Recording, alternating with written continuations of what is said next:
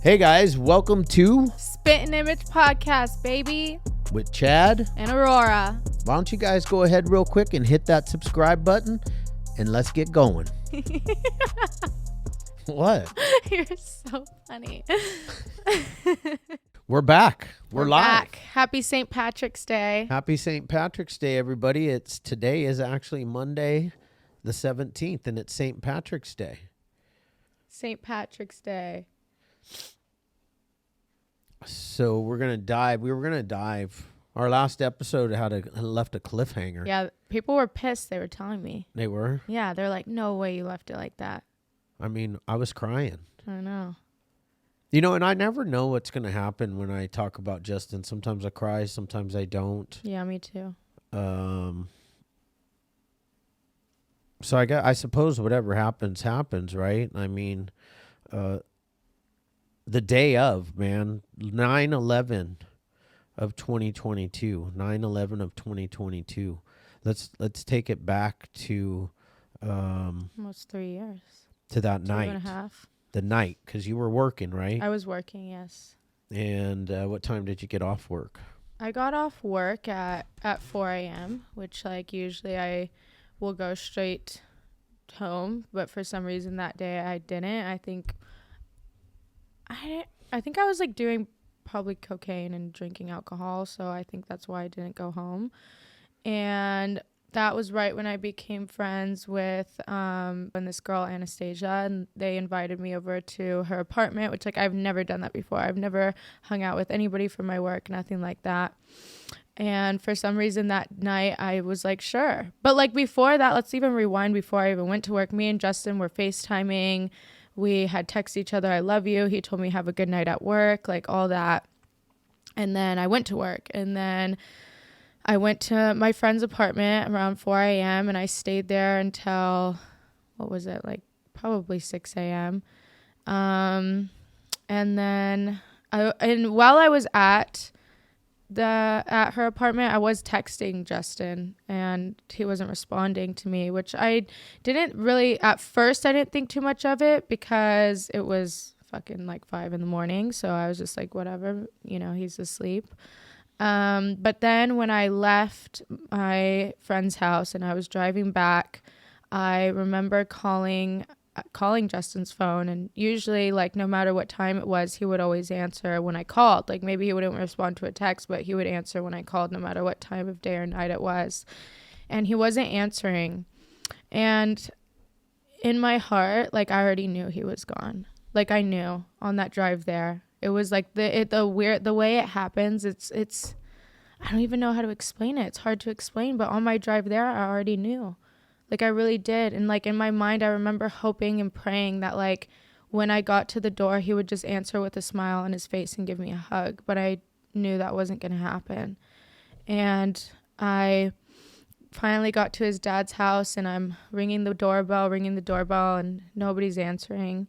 And that further confirmed my theories. And then I went around back because his dad always keeps the back door unlocked. And so I went through the back door and Justin wasn't on the couch, and I knew like that was more, it was like just everything happening. It was just like all these moments before, like I already knew what I was going to see and what I was going to walk into.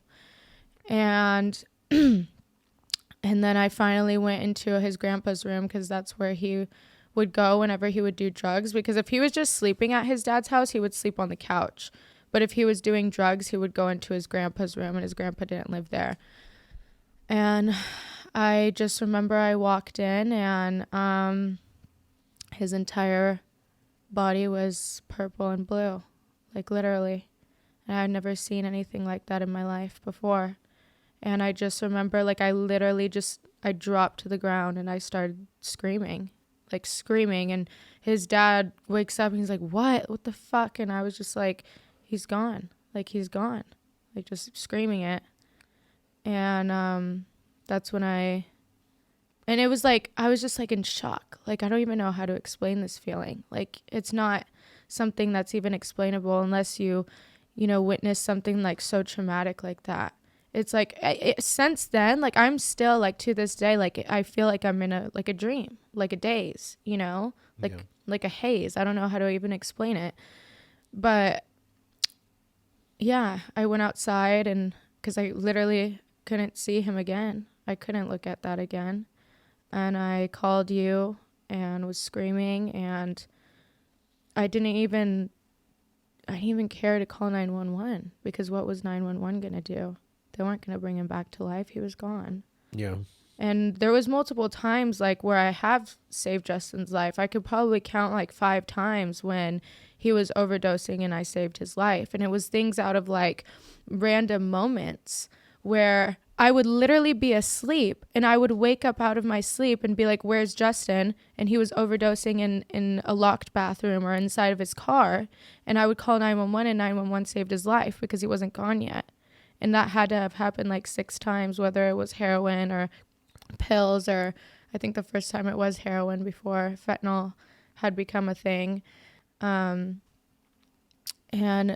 so I always just thought like, I think we've talked about this before, like why did I save his life so many times just for him to still die that way? It was just like really weird, and it still doesn't make sense to me. But and then you guys came, and well, I called 911 after because obviously I was going to have to call 911 so they could come and see, you know, take his body and all that stuff. Did you go back inside? I never went back inside. You didn't? No, I couldn't. And sometimes I've had thoughts before, like of kind of almost regretting that decision of not going back inside because like maybe like sometimes I wish I would have hugged him, like even though he was dead, or like, you know, just looked at him one more time. But in that moment, like seeing a body like that is just, they don't look the same. No, not at all. It literally looked like his entire body was just like bruised. Yeah. Like it's really, yeah, I've never seen anything like it, but I couldn't go back inside. Yeah, and that's, you know, that's her perspective. That's her reality of that day. And for me, I just got up and just it was a normal Sunday for me. It was 9/11 of 2022. So like, I mean, that's 9/11, right? That's a memorial day for America. Totally. And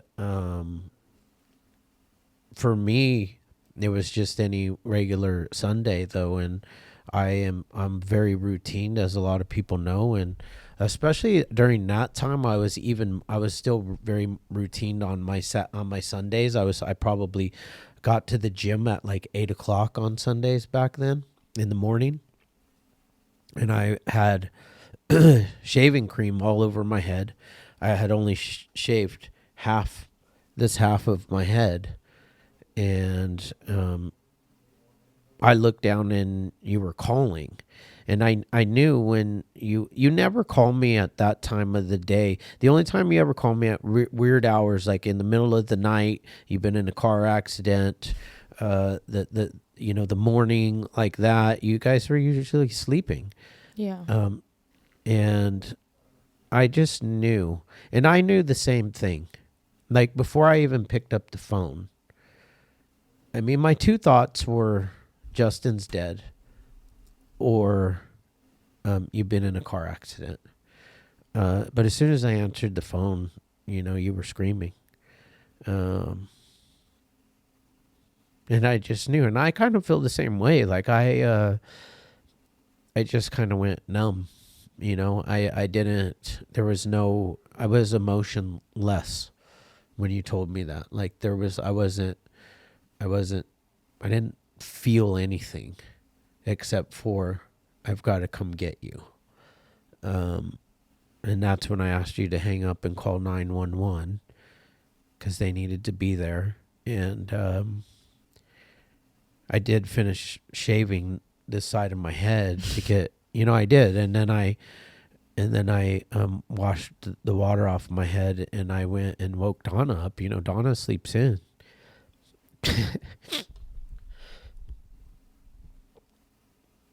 And I just remember telling her that Justin was dead, and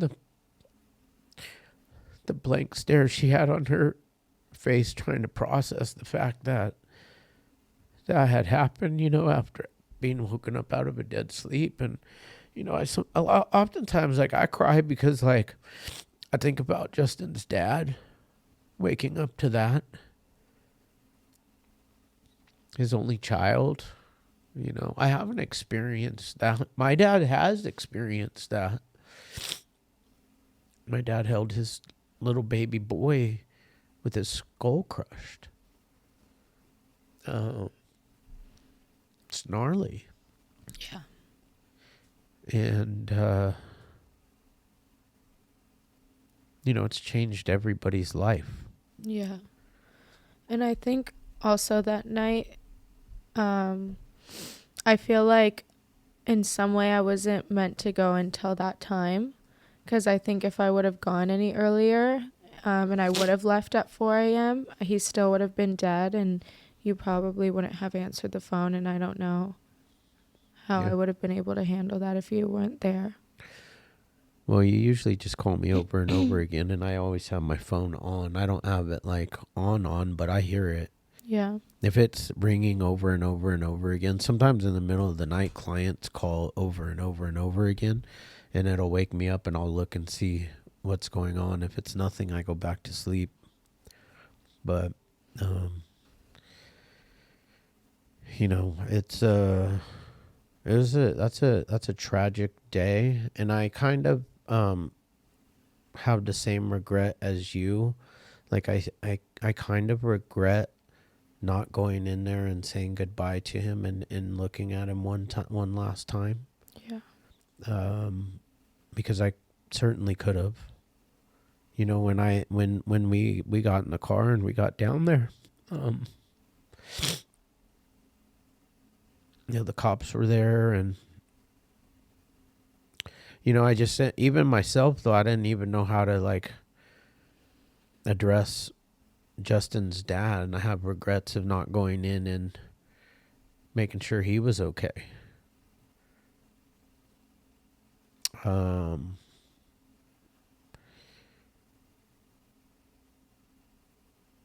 then we went to Starbucks. That's what we did. We went to Starbucks. Was Gia with us, or was it just the three of us? No, it was just the three of us. Yeah. And I hadn't slept still, and it was like 9 a.m. at that point. Yeah, and I posted that video the other day of, to me, one of the most beautiful things that I've ever seen in my life was when we told Cooper, and he just grabbed you and hugged his big little sister. This is the first time you really realized that Coop's much bigger than you. And he just let you cry. He's such a good brother, good kid, good boy. Yeah, he is. I mean, we all lost a lot that day, Oftentimes I think about Justin and some of the good times though that we all had together, like, when he was on the jet ski going back and forth, and I have videos of him on the jet ski. He was scaring the shit out of me. Jumping the wake, having the time of his life. He was giving me anxiety. That's what boys do. Yeah. Yeah. Yeah, I miss him a lot, but I feel like I know he's always there with me, for sure. I met with a medium, Bill Phillips. And Bill Phillips shout out to Bill Phillips. You gotta give Bill Phillips a try. The first time I ever saw Bill Phillips was at a seminar, and Bill Phillips, out of the 100 people that was there, was able to tap into Justin and started talking about Justin. I was like, dude, you're talking about my boyfriend. And then he started telling me about stuff that like literally only me and Justin would know. And like there's this thing about a toenail. We have an inside joke about a toenail, and he starts talking to me about toenails, and I was like, what the fuck is going on right now? And then he also told me, like when I actually had a session with him after the seminar, it was like months later, he told me that Justin helped me get that car, the Kia, and that I was going to be driving back and forth from the desert for because I was going to end up living out there, and that Justin was going to be in the car with me every time that I was driving from the desert. And that actually happened. I was driving back and forth from the desert for about a year.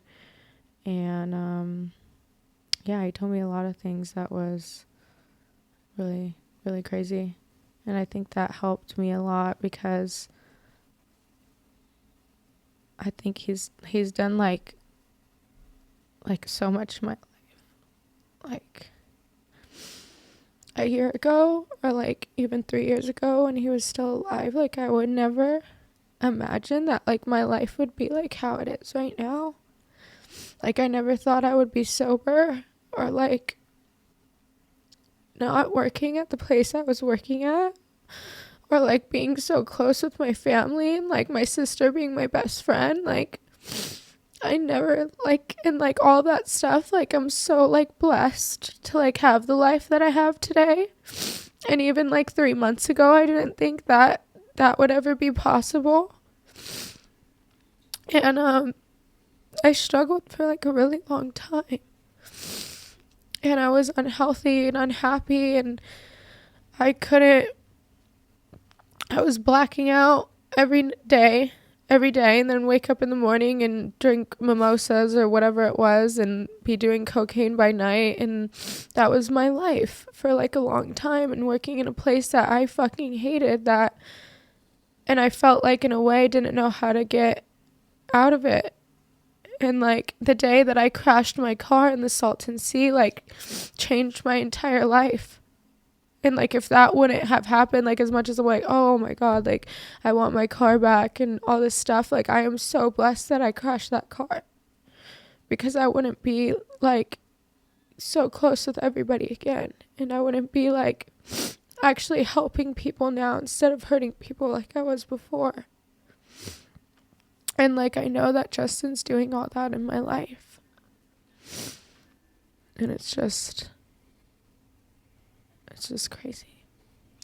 I mean, I often have thought about that stuff over the years you've had to really grow up on your own and learn the struggles of life. And some of us do it the hard way. I did it the hard way. I didn't do it the easy way. But what I hope from this podcast, and you didn't do it the easy way. And I'm going to be honest with you guys, I didn't give her a lot of help. Like, I mean, she didn't really ask for a lot. Even when Justin was alive, he was providing, and she was, they were providing for themselves. Yeah, at one point I provided, the home or whatever, but I didn't give you guys money. I didn't give you gas. I didn't pay for your cars. And, and sometimes I think that this happened, and it really made you, I'm not saying that it had to happen, but what happened, because it happened, you really had to learn how to grow up and do this life thing on your own. And I'm glad that you've finally chose sobriety, because it is actually the easier, softer way. Like, if I could give anything to you personally, to my daughter, is that if I could get you to truly, really understand that, 1, feelings come and go. 2, feelings aren't good or bad. Sometimes they're uncomfortable because we haven't learned how to feel them. And 3, that we could get through anything in life with God. Like, that's truly all we need. Anxiety comes from worrying about what's going to happen tomorrow. And depression is worrying about what happened yesterday. And if we can really find being in the moment, because that's where God lives. God lives right here in this room right now, and that's the only place that he lives. God lives in the here and now. And he's already promised us that he was going to take care of us. Yeah. And, I believe you when you say that Justin has had a real hand in every aspect of your life over the last 2.5 years, and he'll have a hand in everything moving forward. He's had a hand in my life. Yeah, totally. And I talk to him a lot, and I'm like, dude, you have to. You left a broken heart here. Yeah. But God is good, man, and Justin's in heaven, and he's happy. Yeah, no, I believe that. My friend, my best friend Shanice, she's like a very spiritual person, and her brother died years ago, and she always says like every time she prays for her brother, she prays for Justin too, and she never even met Justin, and she's like, I genuinely believe Justin's in a good place, and you have to continue to just talk to him and be there for them. And she always is uplifting me and telling me. We were on the phone for 3 hours before we started this podcast, just talking about Justin. And learn to live a life that would make those people proud. The people that left us. Yeah. It took me a long time to get on that road. It's painful, and sometimes people drown their pain in whatever. Yeah. Whether it be work, whether it be drugs and alcohol. My dad, when he lost his son, he buried himself in his work. Yeah. And struggled having a relationship with his sons. Yeah. And we suffered from it. And there's nothing better than you can do is to continue to work on yourself and just keep moving forward. Yeah. I love you. I love you too. You're the reason why everything is good in our lives, and you don't even know it. Maybe you do. Thanks, Dad. But if it wasn't for you being born, a lot of people's lives would look different. Tens of thousands, millions of lives would look different because I chose to live a different life because you were born. And that life has affected a lot of people. Yeah. Grandma and Grandpa got a different life. They got to start over. It's true. Kelly and Dakota and Savannah all had a different life. Yep. Donna and Gia have a different life. Yep. Your brother is at Baylor University. Mm-hmm. And I can afford to send him there because you were born. Truly. Yeah. Because I started following a path that was not my plan anymore, and it was God's plan. And obviously it hasn't been perfect along the way, but it's been pretty damn good, especially when I stay on the path. Yeah. Anyways, that's all I got. I love you. I love you too. See you guys next week. See you next week.